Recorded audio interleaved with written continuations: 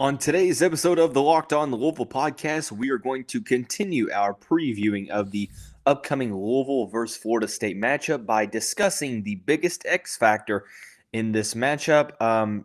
Also discussing how good is Florida State. And then the very end, we will talk about the number 3 Louisville volleyball team going on the road and taking down top 15 rival Kentucky in a 5-set thriller. With that being said, let's get right on into the show. You are Locked On Louisville, your daily podcast on the Louisville Cardinals. Part of the Locked On Podcast Network, your team every day. What is going on, everyone? Welcome into another episode of the Locked On Louisville podcast. I'm your host, Dalton Pence. I serve as a credential media member for Cardinal Sports On. I also do some PA announcing work for the university in various sports. And I want to take this time, as always, to say thank you all for making us your first listen of the day. Just a reminder, the Locked On Louisville podcast is free on all streaming services, including YouTube and WHAS 11+, 5 days a week, your team every day. As I mentioned, continuing our preview of the upcoming Louisville football matchup against Florida State by discussing what the biggest X factor is in this matchup. We will then answer the question, well, just how good are the Florida State Seminoles? And in the final segment, we will talk about and break down the number 3 Louisville volleyball victory over number 13 Kentucky in a huge 5-set thriller. So beginning with the number 1 X factor in this matchup for both teams, simply put, it starts and ends with the line of scrimmage. I think that the team that is able to set the tone on both ends of the spectrum, both on the for their respective offensive line and for their respective defensive line, the trenches is where this game is going to be won. Now, obviously, you could say, well, Dalton, don't all games get won in the trenches? If you want to get technical, sure. But specifically, this game is one that I'm looking at, and I'm like, okay, there's a lot of ways that this game could go. I think that there are some differentiating opinions on both teams from their respective fan bases. I think the fan bases are torn on both of their teams respectively. And I think that, there's a handful of different outcomes of how this game could end up. And I think a lot of it is going to be depending on, well, which team dominates the line of scrimmage. Let's start from an offensive perspective for the University of Louisville. Louisville's offense has really not necessarily been all that great. They're averaging 13.5 points per game, a little under 400 yards per contest. But obviously the game against Syracuse, they didn't look good. Looked a little bit better against Central Florida, but still not even scratching the surface of, how much potential they have on that side of the ball. And then you put them up against a Florida State defensive line that really wreaked havoc for the LSU Tigers on Labor Day weekend. We talked about Jared Verse being a player to watch, the Albany transfer. Obviously, he's going to be somebody that you have to keep an eye on if you're the Louisville Cardinals. But they have a handful of different guys on that defensive line that's going to really affect this game. We talked about Jared Verse. You also have players like Josh Farmer at the interior tackle, Robert Cooper as well, Daniel Lyons, Patrick Payton, Malcolm Ray, Fabian Lovette, Byron Turner Jr., all these players in the depth chart rotation for the Florida State Seminoles on the defensive line.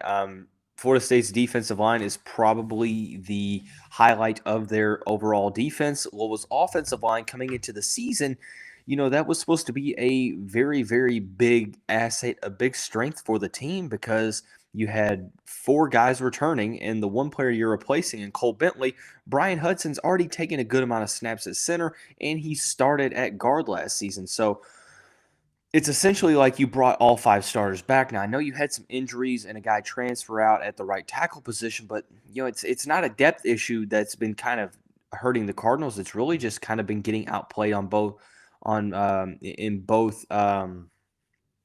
Well, actually, not even really. They didn't look all that bad against Central Florida. I thought that they gave Malik Cunningham a decent pocket to throw from, but in that game against Syracuse, the Syracuse defensive line really dictated the the flow of the game. And this is a Syracuse defense that, withstood a handful of key defensive losses to injury that game. So I think that the line of scrimmage matters more for the Louisville offense versus the Florida State defense than it does the Louisville defense versus the Florida State offense.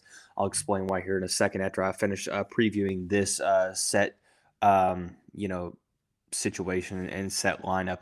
I think that Malik Cunningham is one of the most consistent, accurate passers when he has a clean pocket and when you allow him time in the pocket to run through his progressions, make the right decisions. In RPO situations, you have that, even that split second that he can utilize to be able to make his decision. I mean, that really goes a long way. And also setting the tone for Louisville running attack that Scott Satterfield seems to be very, determined to get going with the handful of very talented guys in the running back committee for the Louisville Cardinals. So Florida State's defensive line is going to be huge to watch for in this game because I think that it's going to come down to protecting Malik Cunningham, setting the tone at the offensive line of scrimmage for the Cardinals, and just getting the gaps for the rushing attack. There's plenty of examples of why this is very important, but I think it all kind of is centered around protecting Malik Cunningham. If Florida State is getting into the backfield to where you're forcing Malik Cunningham to speed up his reads and his progressions and force him to possibly be prone to making mistakes, you're not allowing Louisville's offense to really function to its capabilities because you're shutting down the rushing attack, or maybe even not shutting them down, but getting them in third and long situations to where it's making it tough for the Louisville offense. I think that this is going to be a situation where this is the key battle for me to watch for is, can Louisville's offensive line continue to progress? Because this might be one of the best defensive lines that they face all season long outside of Clemson and some other teams, Pittsburgh, so on and so forth. So I think that at the end of the day, it's important for the Louisville offense versus the Florida State defense, but it's also important on the other aspect as well. Jordan Travis looked solid through his first two games. Louisville's defense last week against Central Florida, when they put pressure on John Rice Plumlee in the second half, they allowed one drive of all of the drives that Central Florida had in that second half to span over 40 yards. Now, obviously, I think Jordan Travis is a little bit better of a pocket passer than Plumlee, but it still goes to show you that when Louisville does bring the house, when they try to get after the quarterback and they make it an effort to do so, they can really throw a wrench in other teams' game plans and force opposing quarterbacks to get uncomfortable. And then for Florida State to flip the script, protecting Jordan Travis is big because, he's still continuing to progress. You have a solid rushing attack. So if Florida State's rushing attack is able to be, stabilized and solidified early on in the game to where they're, setting the tone early from a rushing perspective, it's going to, open up a world of possibilities from a passing situation because Louisville's going to do what they can to try to, get it to where Florida State isn't necessarily churning out as much yards as they get on the ground. Obviously, Florida State, the number one rushing attack in the ACC so far, only through 2 games.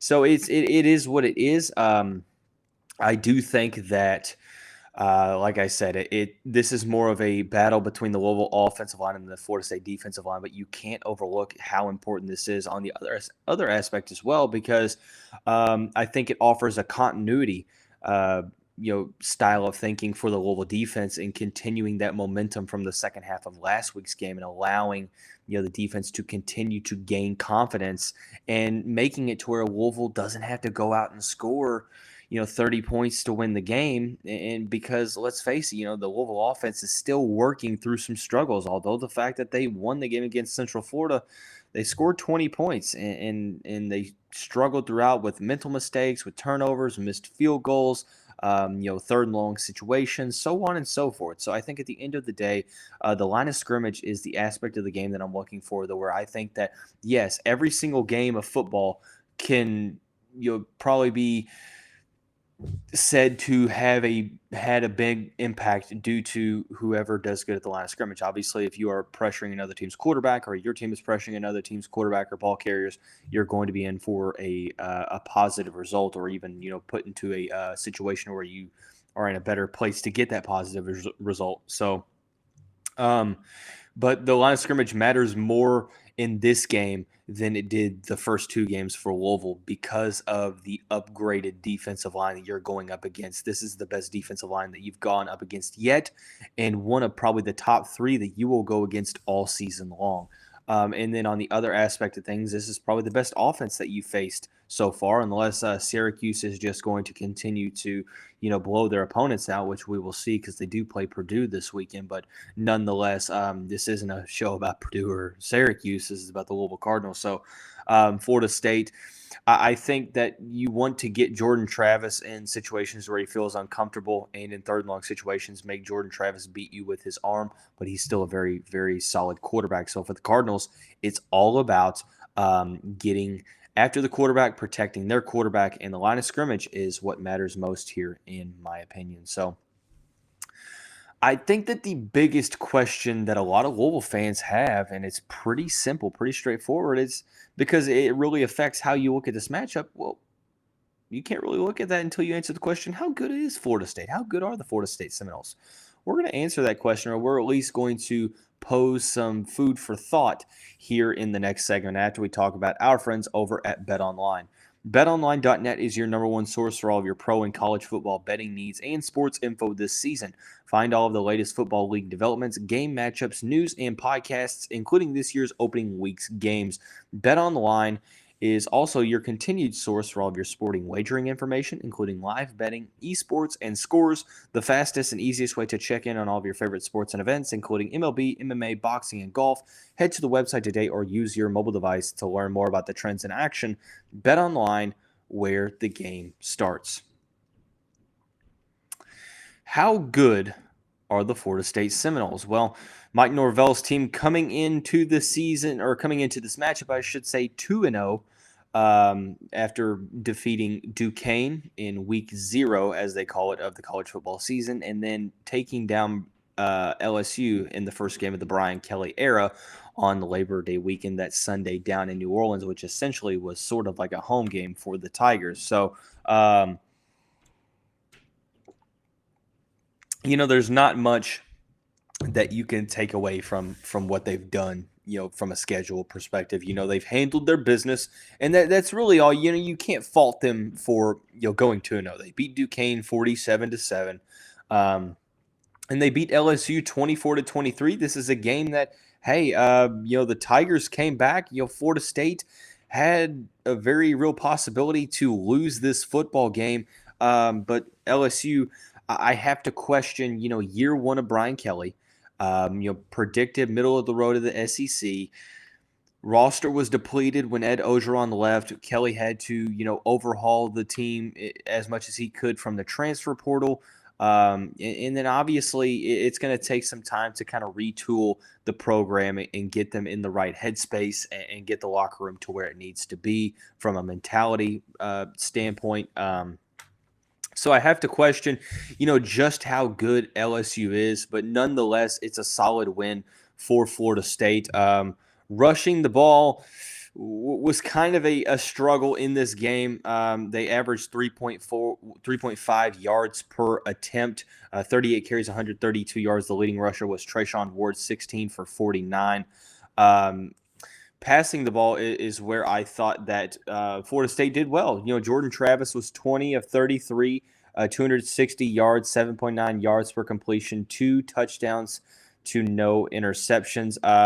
Travis is a solid quarterback. I think that ultimately, he might not necessarily be in the top 5, but he's definitely a guy that can go out and win you a football game with his arm or with his legs. This season so far, he's 31 of 48, 467 yards, 2 touchdowns to no interceptions, a 160.1 rating, averaging 9.7 yards per completion, which is a career high, and also a career high in completion percentage in 64.6. So he's not necessarily lighting the world on fire per se, but he is, putting up respectable numbers, and he's being accurate and he's being consistent in doing so.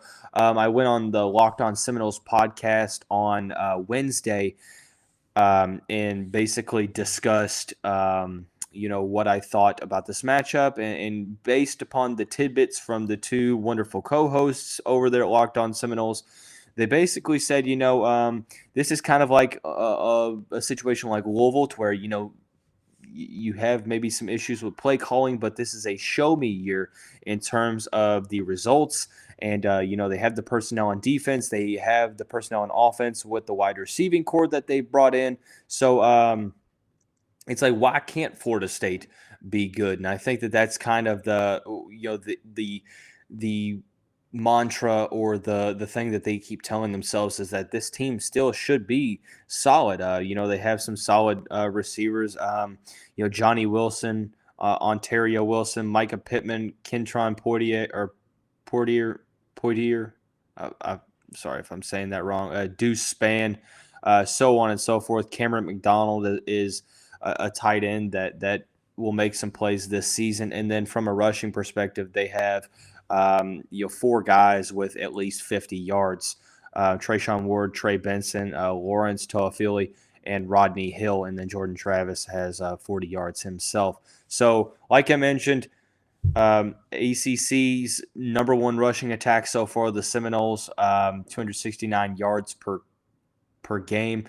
Obviously, only 132 against LSU, so a lot of that came against Duquesne. That's why I think that the schedule leading to this point is a little bit skewed. I think statistics are kind of tough to look at because, or at least they're hard to make a gauge on because of, maybe the opponents that you're playing might skew those numbers, but nonetheless, I think they have a solid linebacking core. Tatum Bethune, Kalen DeLoach, and defensive backs are looking solid as well. Renardo Green, Jamie Robinson, and then, like I mentioned, Jared Verse on the defensive line. And then you have Akeem Dent, DJ Lundy, Amari Gaynor, Marion Cooper, so on and so forth. Greedy Vance, the former Louisville Cardinals, also in the mix there in the defensive back rotation for the Seminoles. Here's my take on how good Florida State is. I think that they are a team that is beatable for the Louisville Cardinals. I think that Louisville can win this game, but they're going to have to do things better than they have the first 2 weeks. I think that Florida State is a team that has the talent. They have more discipline in terms of, the mental mistakes, turnovers, penalties. They just look a lot better than they did in the first 2 seasons of Mike Norvell's tenure. Obviously, it's only the first 2 games, so kind of hard to base the opinion on a lot of statistics, but I think that they have a solid quarterback that is coming into his own, with solid weapons around him defensively, a very good defensive line, with a respectable back half of the defense. So I think that Florida State is a team that could very well win probably 7, 8, maybe even 9 games, depending how the season shakes out. A lot is going to depend on this game as well for Florida State. So ultimately, I think it's a respectable opponent. I think that Florida State being favored in this game obviously is justified. So I think that it's a solid team. I don't know that they're a top 25 team. Maybe on the outside looking in, I need to see more. But they have talent on both ends of the ball. They look more disciplined than they have been in years past, and they have the depth to go along with it. So tomorrow we will talk about what the Cardinals need to do to come out victorious in that matchup. But to end the Thursday edition of the show, we are going to end in a little bit of a victory celebration. Number 3, Louisville Volleyball takes down rival Kentucky on the road. We'll talk about that here in just a second, but I want to first thank you all once again for making Locked On Louisville your first listen of the day. Just a reminder, the show is free on all streaming services 5 days a week. Your team every single day. Well, not Saturday and Sunday. Well, sometimes, really depending on if I'm lazy throughout the week or if I have some stuff pop up. But hey, regardless, it's time to talk about volleyball. The number 3 ranked Louisville Cardinals went into Lexington on Wednesday evening, took down the number 13 Kentucky Wildcats in a 5-set thriller. The Cardinals lost the first set, ended up winning the next 2, lost a 22-18 set 4 lead in favor of the Wildcats, and then went on to put in a very clutch 5th set performance. This was a battle of heavyweights. Kentucky, despite being ranked 13th, still very, very solid squad. Very tough schedule thus far. They did lose to Marquette early on in the year, but they beat USC. They played a Wisconsin team and got swept 3-0, but still a very solid team. The Cardinals come into Lexington, and they end up victorious. The Cardinals now are, I think, 8-1 with 4 ranked victories. So half of the Louisville's victories are all ranked. Western Kentucky, San Diego, a sweep over Purdue last weekend, and now taking on Kentucky and defeating them. It was a matter of great offense taking on a good offense and a great defense. Kentucky came into the matchup. I believe the number 1 team in the country in terms of kills per set and hitting percentage. They swing the ball really well. It was put on full display against the Cardinals. Louisville, on the other hand, I think 5th in D1 in hitting percentage and 4th or 5th in total, blocks per set. So Claire Chaussee, Anna DeBeer, Amaya Tillman, 16, 15, and 11 kills respectively. Aiko Jones and Kara Kress had 8 kills to go along with that. The Cardinals, the name of the game for them was just overall, I thought that they were extremely solid around the net. Kara Kress with 7 blocks. Anna DeBeer for Raquel, I think it's Lazaro is how it's pronounced. It's spelled Lazaro, but I think it's pronounced Lazaro. And Amaya Tillman, both of those stars with 3 blocks to their names. Lazaro had 3 aces. Elena Scott and Aiko Jones both with 2 service aces, and Lazaro led the way with 46 assists and 14 digs, both team highs. Elena Scott, Alexa Hendricks, both with some big-time contributions. But I liked the fight that this team put on display after losing that first set. Didn't necessarily look as sharp. Some work needed to be done. But overall, I thought that in the second and third sets, they looked solid. They swung at over a 34% clip. Kentucky, on the other hand, look, they are one of the best hitting offenses in the country. The thing about it is the second set was not a good set for Kentucky. Swung at a .059%. Only swung over 30% once, and that was in the first set. So the Louisville defense was put on full display, and I think that that's something to look for as the season goes along, is that there's maybe not one thing that they do tremendously better than the others, but they're just so very solid in all facets of the game. The Cardinals now will turn their attention. You can't get too comfortable and cherish this one too much, because you now go on the road to Stanford and take on a top 15 Stanford Cardinal team, and then you'll get into ACC play in the next weekend. So the season chugging right along. The Cardinals ranked as the number 3 team in the country, right back in the mix again. I sent out a tweet from the podcast Twitter page that said, the fan base is starting to give more praise and recognition to Dani Busboom Kelly, as they have been since the last season. But I don't necessarily think that the majority of the fan base truly grasps or understands how massive and monumental of a coaching job Dani Busboom Kelly has done here at Louisville, only losing 30 games, over a 70% winning percentage. It's phenomenal what she is doing. This program is on a very real collision course with its first national championship. I truly believe that. But overall, the team's perseverance was put on full display in this matchup against Kentucky. It's a rivalry game, so both teams are sending their best haymakers.